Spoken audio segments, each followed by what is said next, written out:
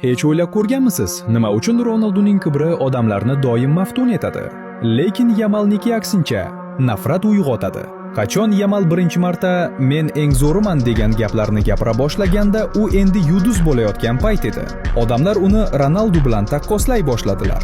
Yamal yangi Neymar, yangi Ronaldu deyishdi. Ammo agar sizga ular ikkita butunlay boshqa dunyodan desam-chi, qarang Ronalduga. Har bir so'zi haqiqat. Yillar davomidagi mehnat, tirishqoqlik va shiddatli mashqlar bilan isbotlangan haqiqat. Qachon Juventus birinchi o'yinda Real Madridni 2-0 hisobida yenggan payti, Ronaldu o'zining yaqin do'sti Patris Evraga shunday dedi: "Qaytib borganda nimadir hayratlanarli ish qilaman." Va u shunday qildi. Uning o'yini har qanday so'zdan baland gapirdi.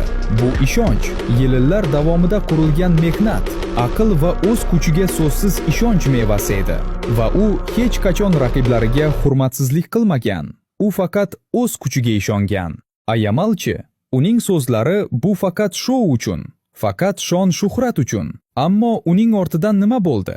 U futbolni maqsad emas, vosita deb bila boshladi. To'p o'rniga tungi klublar, qizlar va hashamatli hayot. Futbol esa unga endi nafaqat shon-sharaf, balki oddiy o'yindek tuyuladi.